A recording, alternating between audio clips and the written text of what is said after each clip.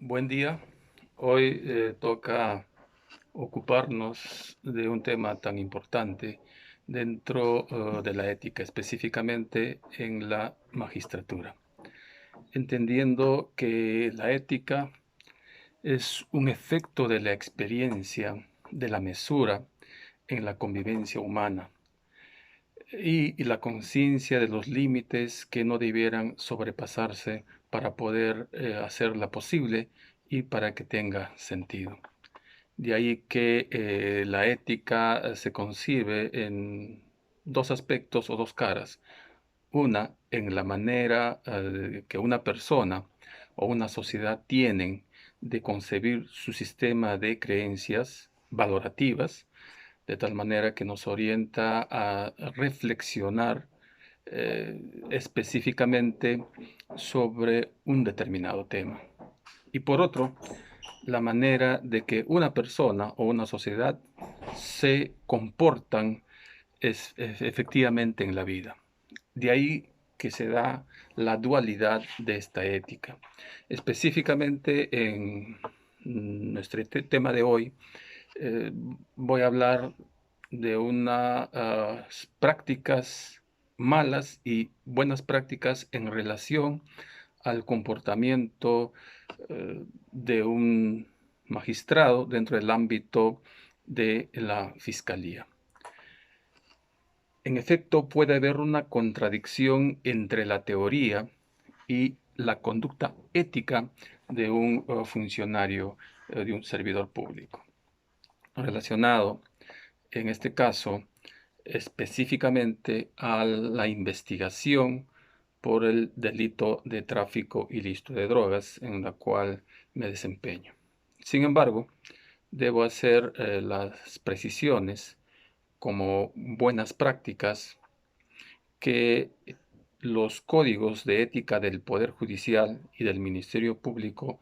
contienen los fundamentos básicos y específicos para el desempeño de la función pública, que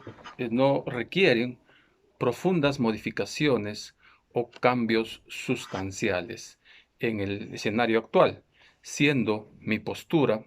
que deben implementarse prácticas concretas para optimizar el servicio público, cumpliendo con los fines y objetivos de la función fiscal y judicial. En tal sentido, comparto con la opinión de mis colegas realizadas anteriormente en una plenaria grupal, quienes han señalado un catálogo de buenas prácticas para mejorar el servicio de justicia en nuestro país, siendo alguno de ellos, por ejemplo, estudios previos de capacitación obligatorios realizados en la Academia de la Magistratura y no después como buena práctica. Otro, realizar las declaraciones juradas de intereses que debe alcanzar a toda la familia del magistrado dentro del cuarto grado de consanguinidad y segundo de afinidad. Otra buena práctica que consideran es la generalización de la implementación de tecnologías de información en la administración de justicia, como diligencias y audiencias mediante conferencias virtuales, declaraciones, toma de declaraciones virtuales, digitalización de las carpetas fiscales y expedientes electrónicos y otros que se puedan hacer uso de esta tecnología. Asimismo, también poner en paredes de los órganos jurisdiccionales y fiscales carteles o paneles de información sobre la función del juez y o fiscal, como procedimientos simplificados de los trámites judiciales y fiscales que son recurrentes, con acceso a la información de la sociedad sobre la labor, función específica de los funcionarios públicos, así como también la información concreta de las oficinas y despachos con nombres de los servidores públicos. Así como también otra práctica que ha sido materia de debate es la implementación de la publicación de la producción de las estadísticas de los despachos según la especialidad. Entre otros buenas prácticas que se debatieron, las cuales pueden implementarse o mejorar aquellas que ya preexisten. En efecto, me permito exponer una propuesta sobre el problema ético actual que afecta la función pública, específicamente en la mejora de la labor o función fiscal a efectos de que se implemente como práctica concreta para mejorar el sistema de trabajo sobre la reserva y el secreto de la investigación preliminar. A propósito de las intervenciones en los casos del delito de tráfico ilícito de drogas en la cual me desempeño. Es importante precisar la identificación del problema, la delimitación del mismo, en los siguientes términos. Es constante la ejecución de una mala práctica que consiste en la divulgación prematura de la información cuando se produce una intervención policial y o fiscal a ciudadanos en flagrancia delictiva comprometidos con la realización del delito de tráfico ilícito de drogas, la misma que afecta al resultado de la investigación preliminar y los derechos fundamentales de las personas intervenidas. Si bien, de acuerdo a los protocolos de actuación conjunta realizados entre el Ministerio Público y la Policía Nacional del Perú, se han realizado criterios operacionales tendientes a respetar la reserva de las intervenciones policiales y de las investigaciones preliminares, propiamente dicha, luego de los cuales recién se podría ofrecer información sobre una intervención o incursión. Sin embargo, considero que es mala práctica generalizada que se antepone a la investigación preliminar la información sobre todos los pormenores de la intervención policial, con las cuales se afecta el resultado de las investigaciones preliminares y eventualmente los derechos fundamentales de las personas intervenidas, que muchas veces son expuestas públicamente por medio de la prensa. En ese escenario, considero que se debe prohibir la realización de las notas informativas que realiza la Policía Nacional del Perú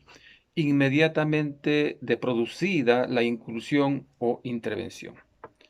Ante sus órganos administrativamente o jerárquicamente superiores, donde se condensan toda la información personal, territorial, espacial y temporal sobre la intervención, de las cuales usualmente la prensa tiene acceso a dicha información, quienes inmediatamente lo publican a través de la prensa escrita, televisiva y su divulgación masiva mediante las tecnologías de la información como el Twitter, el Facebook, el YouTube y otros aplicativos del Internet, que perjudica los actos de investigación a realizarse, dado a que los casos por tráfico ilícito de drogas tienen como característica principal la reserva y el secreto de la investigación. Porque en la realización de dicho delito participan varias personas organizadas de acuerdo a una estructura criminal que puede ser desde un grupo organizado encargado de tercerizar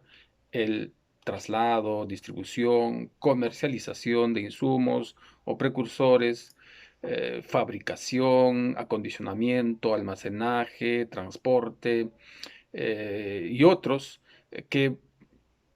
pueden, digamos, identificar la existencia de clan familiar, de un grupo dedicado al tráfico de drogas o de una gran organización criminal dedicado a ese delito. Es decir, la participación de las personas siempre será plural. Esto es, cuando se interviene a determinadas personas en cualquiera de las fases de la realización delictiva, siempre habrá información reservada que proteger, que buscar y conseguir dentro de la reserva y el secreto de la investigación preliminar, la misma que conllevará a la desarticulación del grupo, del clan u organización criminal. Sin embargo, la mala práctica policial de elaborar notas informativas administrativas, las mismas que obviamente no están prohibidas, estas se filtran a la prensa y se publican muchas veces antes de que se inicien las investigaciones preliminares. Con ello, definitivamente se afecta propiamente la investigación preliminar. Conforme se ha señalado, dichas notas revelan información sensible que analizar y buscar, los que al ser difundidas se afecta la estrategia de la investigación y el descubrimiento de otras personas involucradas en el delito, así como también en encontrar los instrumentos utilizados. También no nos permitiría las incautaciones de objetos intrínsecamente delictivas y de recuperación de bienes. En conclusión, considero como ética de responsabilidad la exclusión de la elaboración de las notas informativas policiales de carácter administrativo, dado a que oficialmente contienen toda la información de una intervención policial,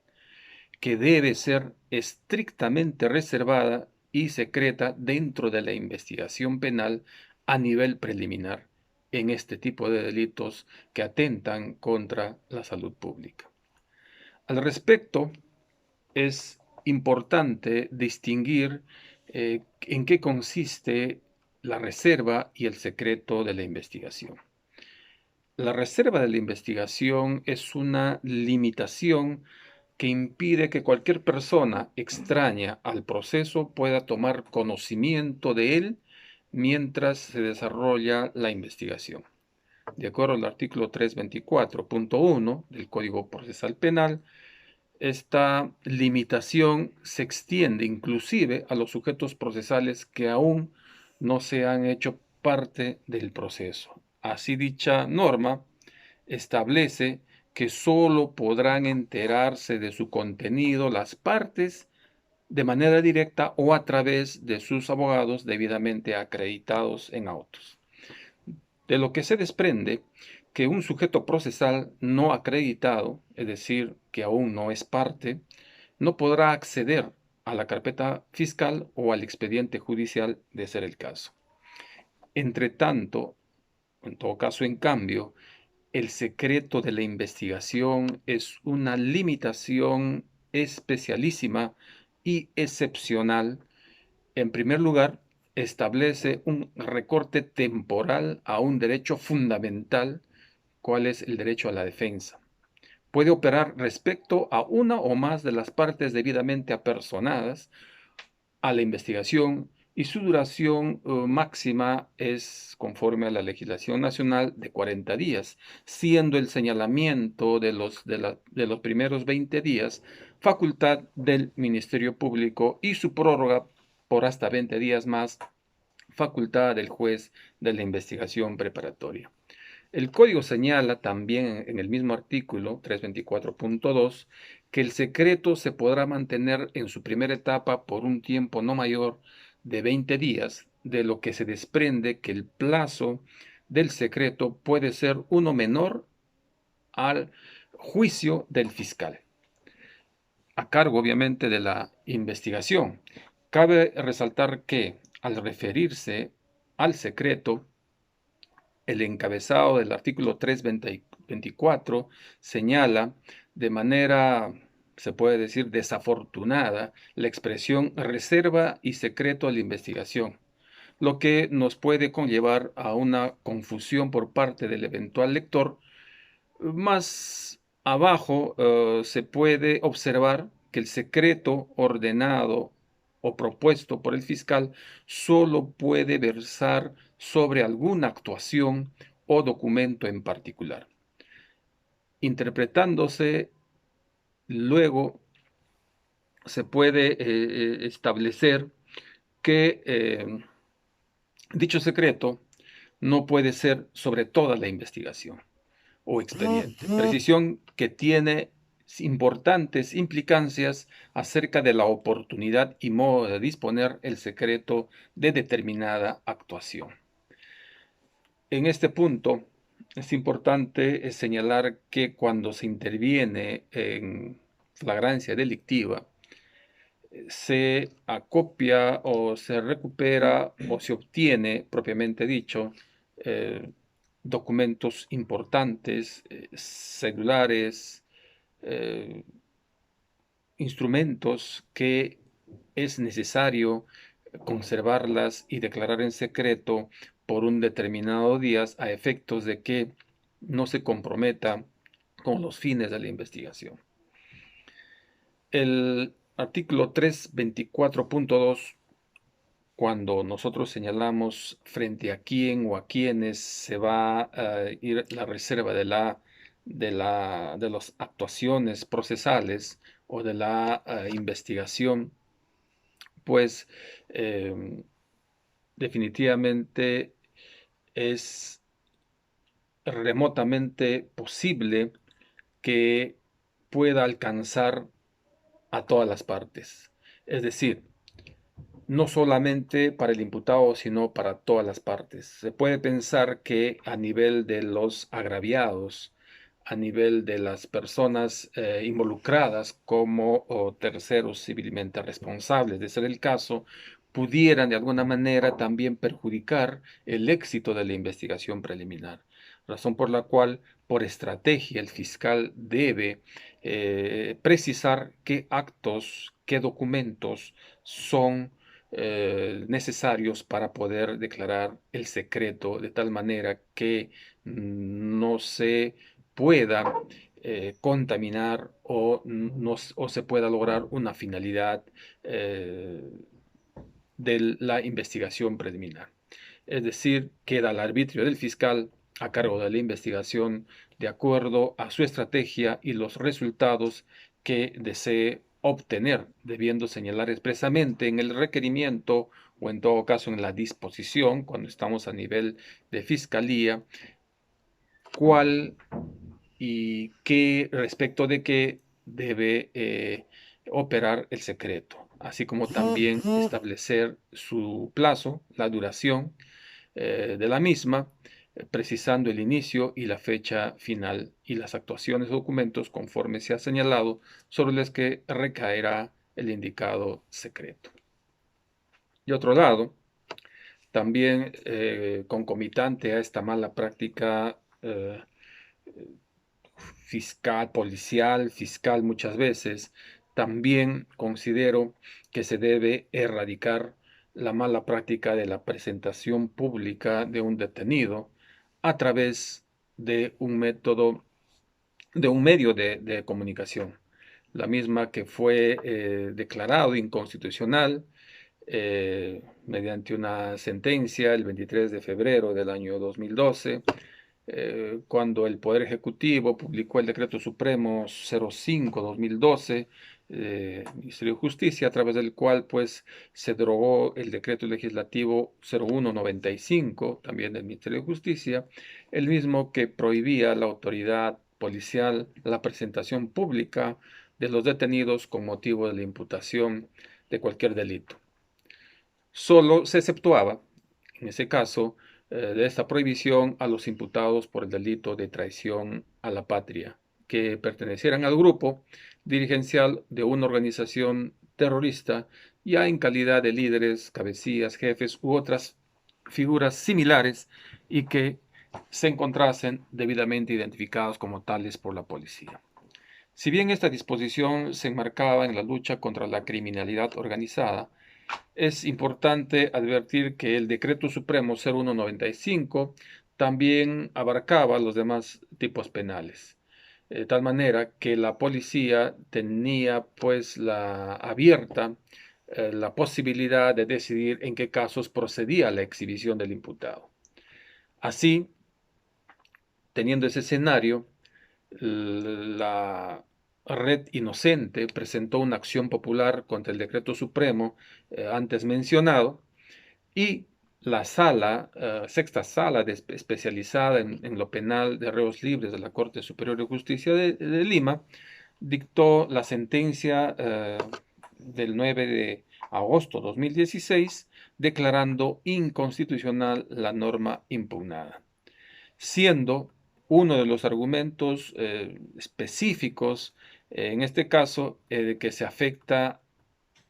a la dignidad y la afectación al derecho de la presunción de inocencia. Esto es que aún así, entre tanto no se tenga una sentencia firme, está proscrita que cualquier autoridad pueda presentarla en público a un ciudadano sujeto a un proceso penal. En ese sentido también, con la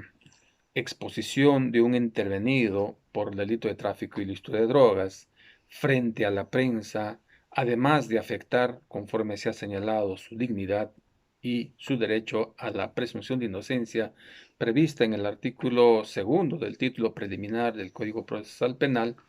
que señala: hasta antes de la sentencia firme,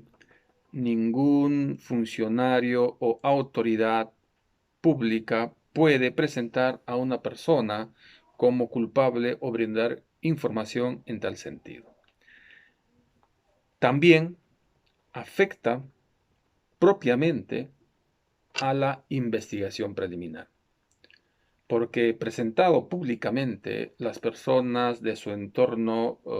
delictivo que toman conocimiento inmediatamente, estos procurarán obviamente de destruir, modificar, ocultar, suprimir o falsificar elementos de prueba, o pueden influir para que los mismos intervenidos o testigos informen falsamente o se comporten de manera desleal o reticente. En consecuencia, concluyo discriminando la mala práctica policial de efectuar notas informativas de carácter administrativo, nada relevante para la investigación penal, que por el contrario dificulta la labor investigativa y su finalidad inmediata de realización de actos urgentes e inaplazables destinados a corroborar los hechos denunciados, y en todo caso en tráfico de drogas, los hechos intervenidos en flagrancia, pues eh, dificulta la labor de averiguación, de búsqueda de mayor información, de aseguramiento de los elementos materiales de su comisión y la individualización de las personas involucradas en su comisión, conforme pues está regulado en el artículo 330 del Código Procesal Penal. De otro lado, también como una situación reflexiva, es reprobable que la prensa continúe presentando públicamente a los intervenidos antes de que concluya la investigación. Al respecto, es un hecho evidente que la principal fuente de información lo constituyen las notas informativas. En ese sentido, ambas prácticas señaladas en el ámbito de nuestra realidad reflejan que no estamos actuando con la ética de la responsabilidad. Tal manera que en los casos propuestos se presenta la contradicción entre la teoría y la conducta ética de los funcionarios en relación a las investigaciones por el delito de tráfico de drogas. Asimismo, es importante discriminar estas buenas y malas prácticas y malas conductas que se debe morigerar para mejorar y optimizar la labor de la función fiscal en búsqueda de la finalidad precisamente de la persecución penal de cara o frente a un debido proceso con las garantías fundamentales que deben ser respetadas tanto del ciudadano sujeto a investigación como de la tutela efectiva que debe conllevar a la realización de la tan lograda justicia. Son estos algunos apuntes que comparto como malas prácticas o malas conductas, como un tema reflexivo para poder mejorar el sistema de trabajo y por consiguiente la función fiscal, optimizando obviamente los mecanismos o instrumentos que se tengan para viabilizar esas finalidades. Muchas gracias.